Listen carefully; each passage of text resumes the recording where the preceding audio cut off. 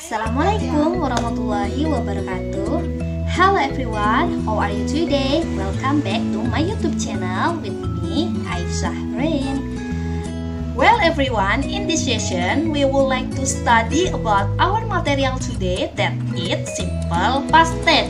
Nah, pada sesi kali ini yang akan kita bahas di video sekarang ini adalah mengenai materi simple past tense.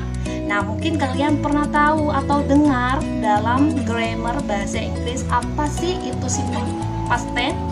Nah, ini dia, kita simak dan perhatikan. Nah, sebelum pembahasan materi, yang perlu kalian ketahui tentang simple past tense adalah yang pertama, kita harus paham dulu pengertiannya itu apa. Kemudian yang kedua, fungsinya itu apa. Yang ketiga, mengenai pola atau rumus dalam menuliskan dan menyatakan simple past tense. Nah, perlu kalian ketahui bahwa simple past tense merupakan salah satu tenses dalam bahasa Inggris yang biasanya untuk menyatakan kejadian atau peristiwa yang sudah terjadi di masa lalu atau masa lampau. Nah, yang perlu kita ketahui fungsinya bahwa simple past tense ini merupakan tenses yang biasanya kita gunakan menceritakan kejadian di masa lalu dalam waktu yang spesifik. It is used to tell the past experience or action. Don't forget to remember it. Jangan lupa kita juga harus mengetahui tentang time signal atau keterangan waktu yang biasa kita gunakan untuk menyatakan pernyataan simple past tense, di antaranya yaitu yesterday artinya kemarin, last night artinya tadi malam, last week minggu lalu, dan juga ada beberapa contoh lainnya. Ini hanya saya memberikan sedikit contohnya saja. Nah, setelah itu mari kita lihat ya tentang rumus atau formula of simple past tense. Jadi ini kita lihat rumus dari simple past tense. Perlu kalian ketahui bahwa dalam simple past tense seperti tenses-tenses biasanya itu ada yang bentuk verbal dan juga bentuk nominal. Mari kita simak yang pertama dulu mengenai rumus bentuk verbalnya. Di mana bentuk verbal ini biasanya kita mengucapkan sebuah peristiwa yang berkaitan dengan adanya kata kerja ya. Maka kita gunakan rumus yang verbal ini. Nah, jadi rumusnya gimana? Jadi kalau kita ingin mengucapkan kalimat positif, maka rumusnya adalah subject plus verb 2. Nah, yang digunakan adalah verb 2 ya. Kemudian plus object or complement. Dan untuk kalimat negatif, kita rumusnya tulis dulu subjeknya, kemudian tambahkan did plus not plus verb 1 plus object or complement. Dan di kalimat negatif kita gunakan verb 1 bukan verb 2 lagi. Nah, untuk kalimat interrogatif atau kalimat tanya kita tulis dulu did plus subject plus verb 1 plus object complement. Jadi ingat ya bahwa pada tenses simple past tense ini kita menggunakan verb 2 atau kata kerja kedua itu pada kalimat positif saja. Untuk kalimat negatif dan kalimat interrogatif atau kalimat tanya kita cukup menggunakan verb atau kata kerja yang pertama karena sudah jelas ya rumusnya. Mari kita lihat contohnya ya. Well everyone, this is example of simple past tense sentences ya. Kita lihat contohnya. Di sini ada kalimat positif, he studied with you at last night. Nah, ini artinya adalah dia belajar denganmu tadi malam.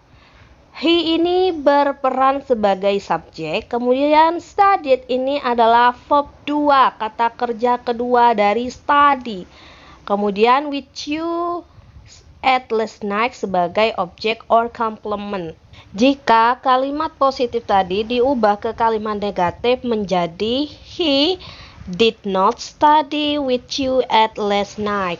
Nah, di sini he adalah subjek, kemudian kita tambahkan did plus not, kemudian plus study. Nah, study di sini adalah verb satunya dari studied.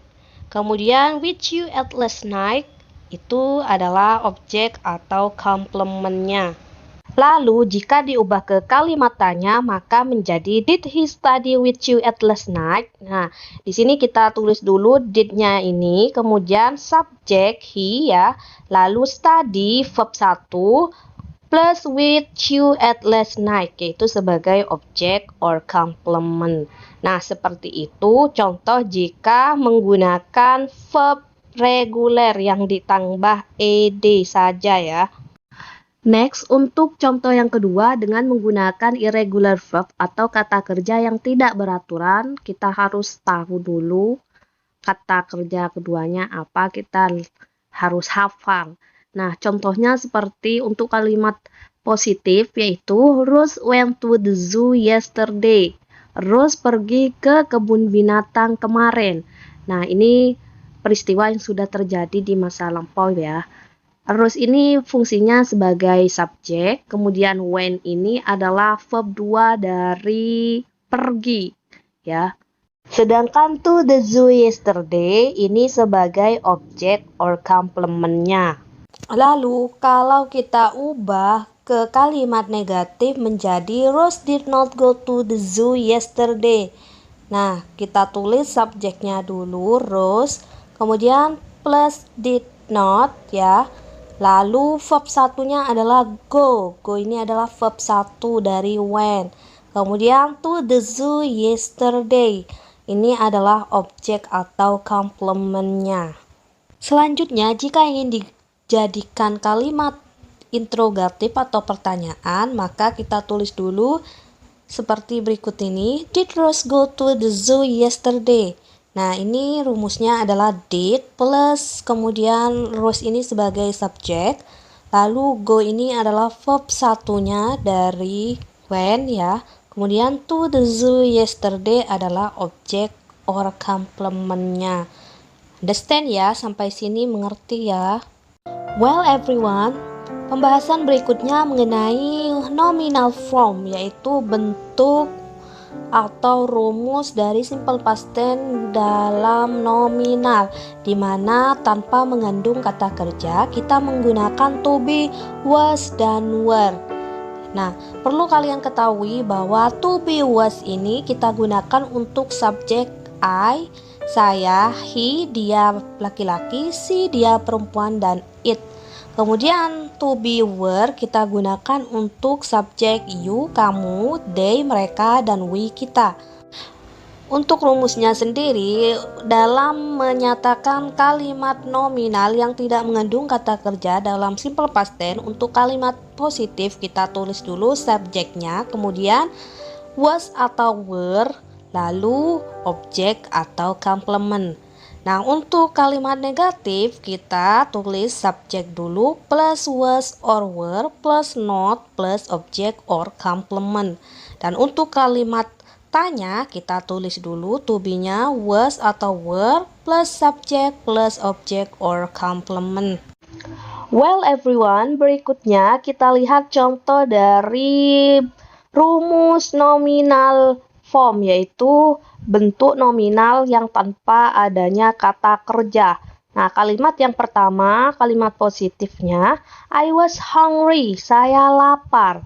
Nah, di sini subjeknya adalah I, kemudian was, lalu hungry. Hungry itu dalam bahasa Inggris kata sifat ya, lapar.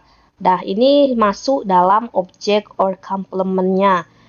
Kalau diubah ke kalimat negatif menjadi I was not hungry, artinya saya tidak lapar.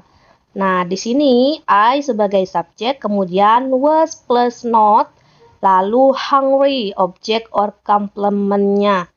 Nah, kalau di kalimat tanya, interrogatif menjadi was I hungry? Apakah saya lapar? Lah, ini rumusnya was dulu baru subjek I, kemudian hungry sebagai objek or complementnya. Contoh berikutnya di kalimat positif yaitu you were sad last night, artinya kamu sedih tadi malam. Nah, you ini berperan sebagai subjek. Karena subjeknya you, kita gunakan were, bukan was ya. Kemudian said ini sebagai kata sifat, dan last night ini adalah time signalnya. Jadi ini said last night adalah objek or complement. Kemudian kalau dinegatifkan menjadi you were not sad last night. Dan jika di kalimat interrogatif atau kalimat tanya menjadi were you sad last night. So everyone, jadi itulah penjelasan mengenai tenses simple past tense. I hope you all understand what I can deliver to you, and don't forget to like, share, comment, and subscribe.